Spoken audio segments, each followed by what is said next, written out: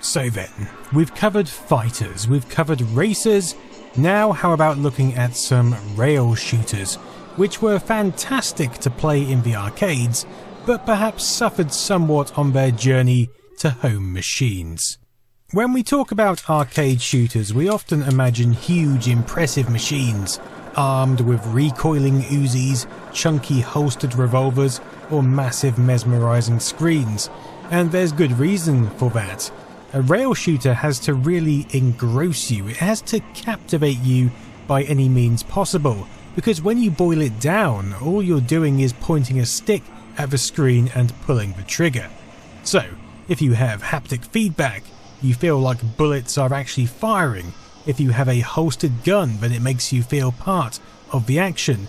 If you have a huge screen, then you literally have further to move your target, and the limited gameplay suddenly becomes completely enthralling.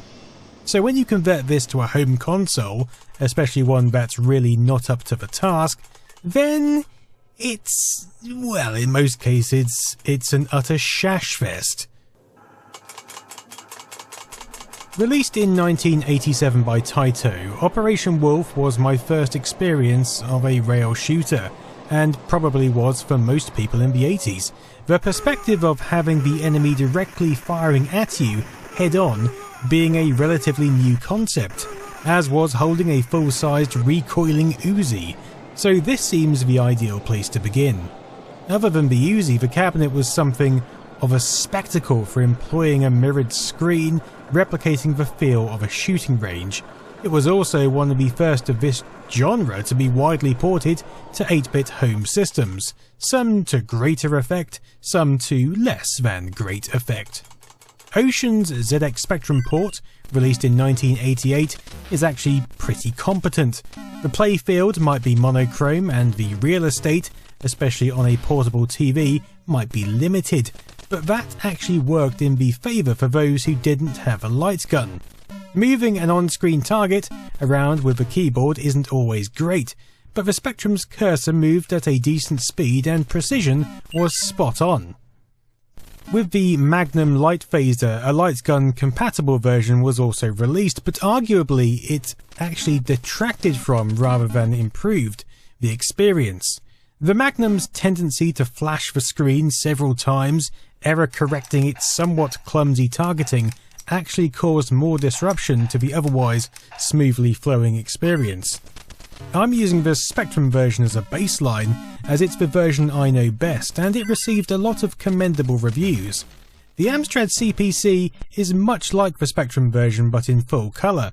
The Commodore 64 version isn't like either of them, but despite crappy targeting, it's still playable. In contrast to what you might normally expect, the NES version, published and developed by Taito themselves, feels more like bad open heart surgery than any kind of operation. Visually, it's the loosest representation of Operation Wolf you could possibly imagine. The colours are drab and repetitive.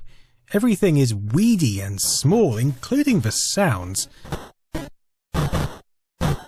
The gameplay is boring and uneventful, and using a controller feels like you're sloshing a fishing rod around in a dirty canal. Things are a bit better with the NES Zapper, but it's perhaps whilst holding the Zapper that you start to realise what separated the atmosphere-rich arcade environment and the corner of your lounge, especially being able to stand literal inches from your TV without that mirrored shooting gallery effect. The Zapper's clunky, plodding trigger feels nothing like the Uzi it's supposed to represent, and combined with a lackluster game, it falls apart at the seams. But don't be fooled by the Master System release. It may share some visuals with the NES on the face of it, but Taito's team clearly got on a lot better with Sega's hardware, creating a much more compelling, fast and appealing experience, both with and without phaser. It also helps that the Master System Light Phaser is quite a bit better than the Zapper. So Taito's direct sequel to Operation Wolf was intended to bring us the same exciting gameplay, but in more exciting, dramatised surroundings, with lots of forward scrolling and vehicle driving alongside the familiar side scrolling. I mean, imagine the balls you'd need to merrily just saunter down this street, advancing on people with AK-47s and blowing them away. It's like something out of Commando.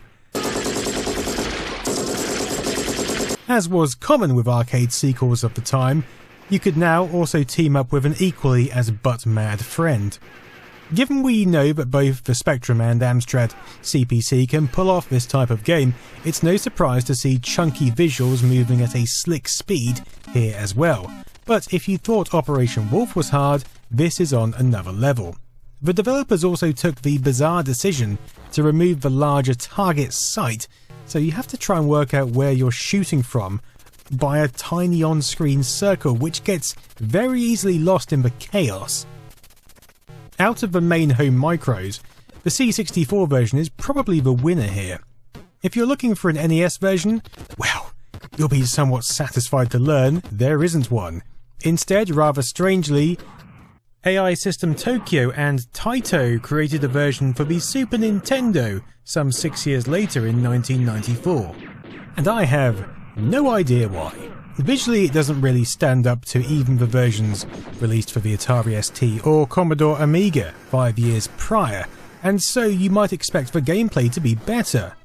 Well, there's some nicely knitted story components here, and it's nice to see a wide variety of protagonists' genders and backgrounds catered for, but other than that, it's just a sedate, disappointing plod on literally every level. And what is it with these hostages? What are you doing, love? Just get the hell out of there! They're like a bunch of media-starved influencers. Look at these buffoons. It's not happy hour at the Hacienda, chap. Just clear off! Good points are you can use the SNES mouse or the Super Scope instead of a joypad, but balancing the bazooka-like scope on your shoulder is a bit cumbersome for such a fast-paced game. When you weigh it up, the Super Nintendo definitely isn't a console that should have been inappropriate for Operation Thunderbolt, but when you compare its playability to some of the earlier versions, you have to wonder why they bothered. Well, as we've strayed into the realm of 16-bit machines, we might as well linger here if only for a short while. Beast Busters, released by SNK into the 1989 arcade, allowed for up to 3 players in dramatic Splatterhouse-like action. If you have a chance to play the machine, you really should because it's a lot of fun. Publishers then weren't at all keen to push this game out on the 8-bit machines. After all, 8-bit machines were aimed at more younger gamers rather than the sick, twisted minds of us serious players. So 2 ports were pushed out, one for the Atari ST and one for the Commodore Amiga. And if you're ever concerned about the lack of users this might have reached, Chinivision recently found the ELSPA UK Games Market Share charts from May 1992, which really shows you how different the UK gaming market was compared to the USA. Unfortunately, those ST gamers looking for some horrifically splatter-filled version of Operation Wolf got this. Okay, so it's got explosive body parts, it has zombies, it has a train covered with mum graffiti, but the scrolling gets so janky when the screen is filled that it feels like a migraine. But that's not the worst thing, it's the Christ awful tinny sound effects. It sounds like someone is rapidly stomping on Coke cans through a pissing steel tube.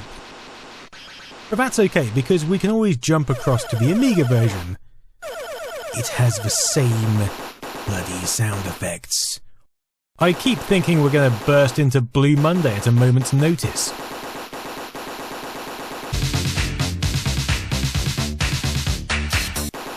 In fact, the Amiga version is just the Atari ST version, with Amiga format commenting, the slow animation and action doesn't reflect the feel of the original too well. No, it doesn't! At least it has smoother scrolling than the ST version though. But compared to the arcade, it's like a pair of grotty stained pants. So, what do you get if you combine the year 1989, SNK, and a kind of Terminator rip-off? Well, you get Mechanized Attack, of course. just to ruin your idealistic dreams of T2 arcade. At first, it looked like just another revolution. But reports have come in that the rebel forces are backed by an unusual array of high-tech weaponry, and that the rebel soldiers may actually be a fearsome new breed of fighting robots. I'm not sure that fearsome is the correct word. Maybe Poundland? Yet this isn't a terrible arcade shooter by any means, which inevitably led to a home port in 1990, developed again by SNK. Just one, mind, and it's on the NES again. You've got to hand it to the Zapper. It had a decent library of games to back it up, and by decent I mean large. It had a large library of games. Remember the T-800 looking robots from the arcade? This is what they look like on the NES. Hardly a fearsome new breed of fighting robots. This isn't an atrocious light gun game, but the fact that it's ripping off Terminator combined with these weenie graphics just pairs up to make an unappealing situation. Space Gun is yet another Taito classic released in 1990. It's filled to the brim with their latest pseudo 3D and sprite scaling techniques. Using the same basic cabinet, this is essentially Operation Thunderbolt in space, in as many ways as you can think, with our mission to rescue the human crew of this battered spaceship, whilst blasting the invading aliens to pieces. In addition to our standard pulse-like rifle, we can also collect a flamethrower, grenade launcher, freeze bomb, and a blade bomb. Good times indeed. So the Master System, with its possibly best-in-class light phaser for both speed and accuracy, is sure to be a treat. Let me tell you right now, this looks a lot better than it plays. You'd probably have more fun wringing out your grand's undergarments in slow motion. I mean, we're just panning here, nothing is happening. But the Master System was the sole console to receive a port, so we'd best make the most of it. I mean, there were versions for the home micros, but they weren't much better, but they were a bit better. Of course, it lacks the large sprites and 3D scaling. The aliens also move like they've got severe gout, the music sounds like it belongs at a seaside funfair, but it does have one redeeming feature. The crew you're trying to save all look like frantic toddlers, falling to the front of your knees like they've just gone down the glide slide at Wally's Windmill. With a controller, it's an incredibly easy game to finish, and with the phaser, it's an incredibly easy game to finish. Mean Machine Sega said, if only the phaser had real bullets, you could use them on yourself, awarding it a cracking 16%, noting that it's possibly a late entrant for the Worst Game of the Year award. Mechanized Attack may have laid the groundwork, but now a fully licensed Terminator blaster was here, developed by Midway in 1991. In the arcade, it was fantastic. Firing down the widescreen environment of dystopian carnage was a beautiful escape from reality, and what's more, it was perfectly timed to make use of both the Nintendo Super Scope for the SNES and the Menacer for the Mega Drive or Genesis. The SNES version was always more faithful to the arcade, but I'm such a huge fan of the Mega Drive visuals. The colour just conveys a rich nuclear-infused world, like a rich soup, and paired with the flexibility of the Menacer, it makes for a compelling if novelty challenge. So I found it utterly bewildering that the Probe Software developed ports also made their way not only onto the Master System, but also the Game Gear and even the Beam Software Game Boy version. You might assume that the handheld versions would be the least appropriate, but actually moving a target about on a tiny screen is quite an engrossing experience. It suits the pared down 8-bit graphics and screen pretty well. It's the Master System version which really sets some slight unease in your stomach. Interestingly, this release doesn't even attempt to make use of the phaser. The squidgy Master System D-pad is your only friend here, and that's not good. Soft, unstable, and imprecise aren't features you want when trying to pick out T-800s from hostages, especially when they're so small. I look back on the Spectrum's Operation Wolf with such fondness now. The enemy was large, imposing, significant.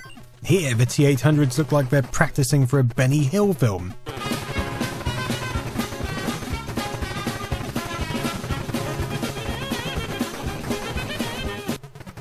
My favourite ones are those which just slice in half when shot, with their torsos just drifting around for the rest of eternity. But I'm being a little bit harsh. This is far from the arcade experience, but for the little Master System, it's a valiant effort, and despite the unintentional comedy throughout, it's a playable experience that does all you could possibly hope for in the circumstances. I mean, Sega magazines that bothered to review it completely disagree with me, calling it a bitter disappointment, so maybe I'm just biased by my love for the franchise and the console. And so we move into Konami's era of gunning down real-life people, well, in digitised sprite form at least. Given how much outrage Mortal Kombat caused, it's absolutely mind-blowing that gunning down these real-life representations didn't cause more uproar. But then, we're only talking about guns here, and since when were guns ever a problem anywhere? Especially America. The justifier. And what does this game seem to teach our kids? Bystanders need to learn to get out of the way. Exactly. Especially you lot. Maybe pay attention to the guy. Especially you. I guess it helps that we're the Chicago Police Department, so all the foes clearly deserve being blown to pieces. Plus, who could turn down the tactile feel of those huge coloured revolvers? The justifier. Well, those lucky 16-bit console owners definitely couldn't. Mega Drive, Mega CD and even the SNES got a look in. For the most part, these are pretty good games, and no one ever dreamt of porting them to hardware like the NES.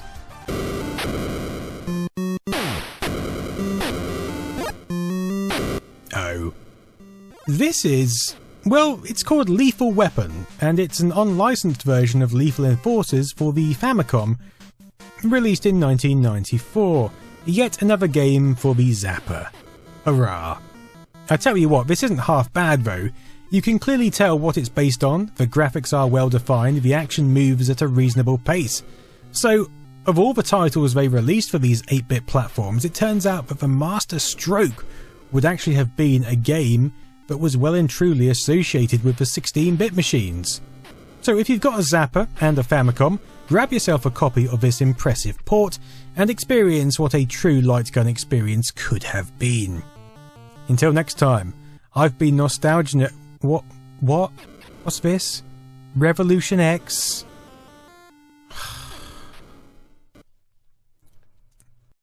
SkillShare, the sponsor of this segment, is an online learning community where you can really hone your ability to program, animate, make videos, edit videos, and a lot of other things.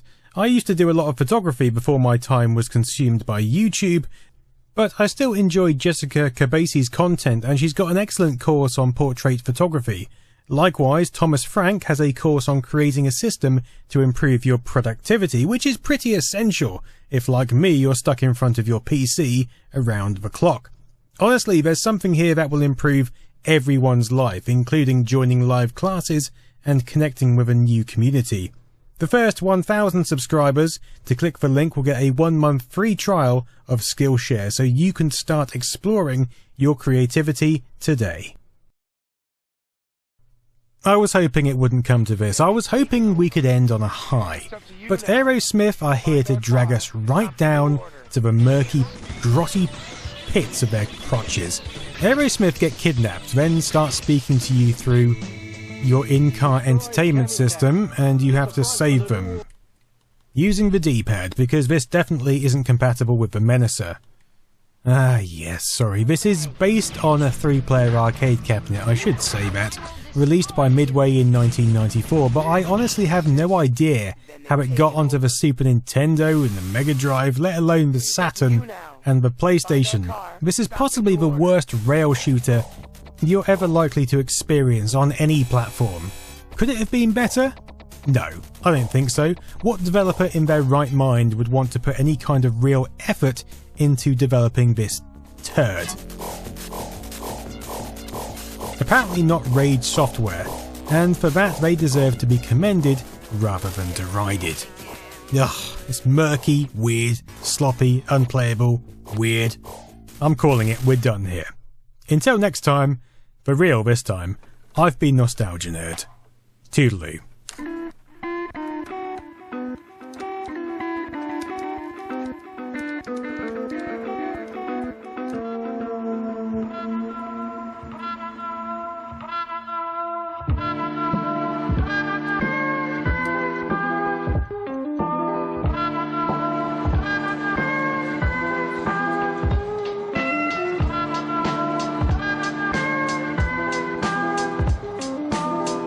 The Justifier.